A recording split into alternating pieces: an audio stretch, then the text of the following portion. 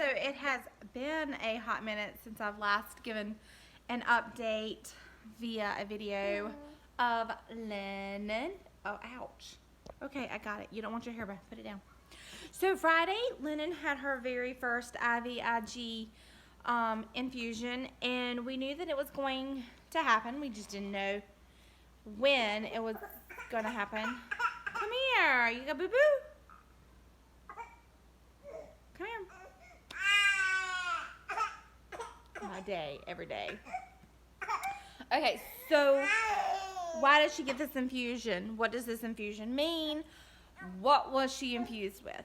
So she got this infusion because IL kiddos, or I guess IL patients in general, usually have a very low albumin, and I've talked about that before, and they have a low IgG, which is the immunoglobulin, which is basically the antibodies that help you to fight infections.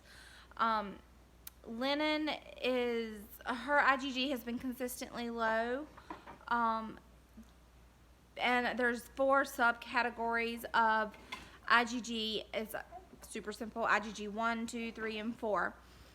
And so now she has a new diagnosis, and it is a subclass deficiency, and so she's deficient in 1, which is the more rare, of course. And in the subclass 1, it has 60 to 70%, I think, is what they said, of the platelets and antibodies.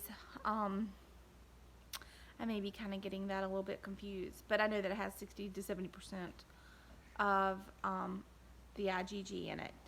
And she's getting very frustrated. She wants to walk so bad.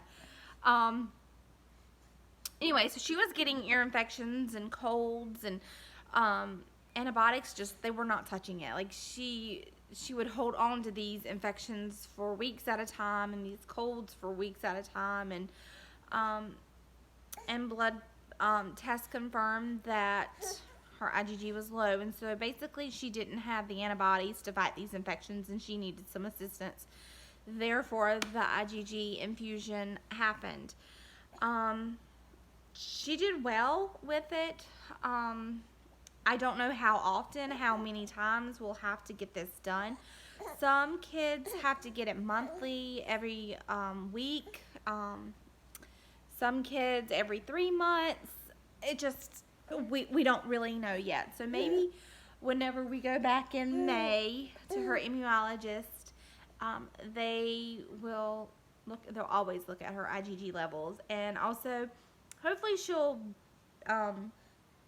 stay well for us so that we can enjoy summer and not be hospitalized all summer long. Let's see what else. Oh, with and I'm not sure about, so I will have to check whenever we go back with Dr. Williams. But also her latest labs showed that her body is not remembering her immunizations like she is supposed to. Because she's had this infusion, she can't have immunizations for another 3 months. So I'm not exactly sure what's going to happen there. Like, if she's going to need a booster, or I'm assuming that would be the case, but I don't know. Yeah, you telling them about it? Yeah. And I never updated with the CD55. So the CD55, her blood was sent to the Mayo Clinic. However, the Mayo Clinic tested for all these things, but not the mutated gene CD55. And to kind of let you know how rare it is, per Dr. Williams, they took 800 kids at the NIH with PLE, the protein-losing enteropathy, and they screened them for the CD55, and out of those 800 kids, like 15 of them had this.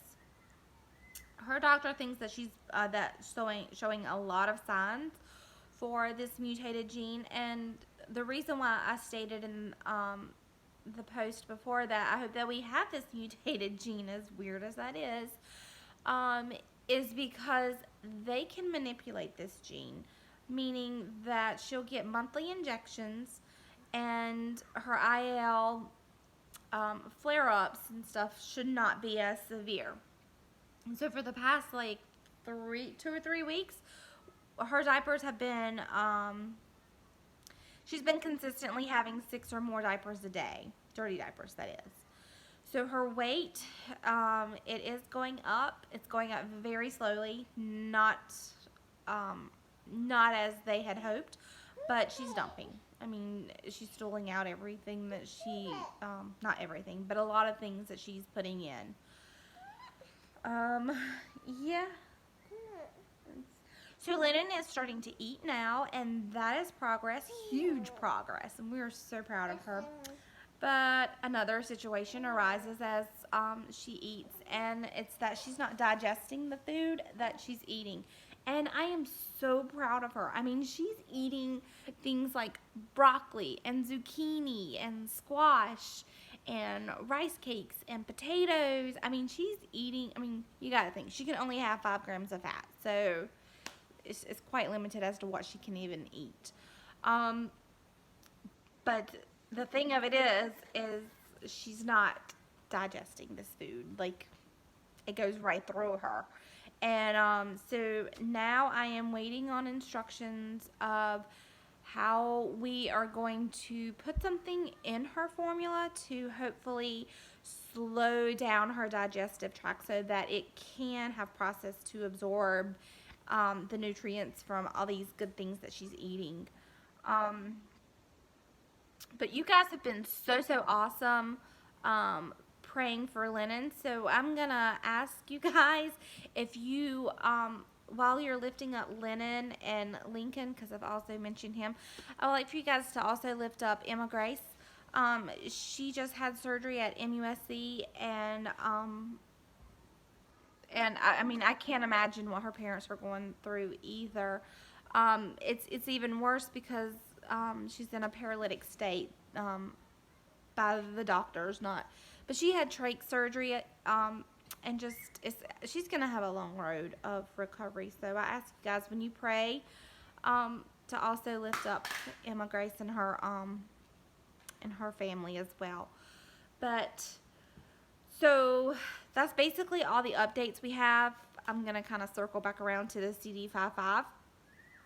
So she is still going to be screened for the CD55, but now it's going to go straight to the NIH for them to screen it. And usually they don't study kids that are younger than 2, but Dr. Williams has been speaking to this doctor a lot about Lennon, and so he's interested in her. And so if she does have the CD55, then we will be going up to Maryland.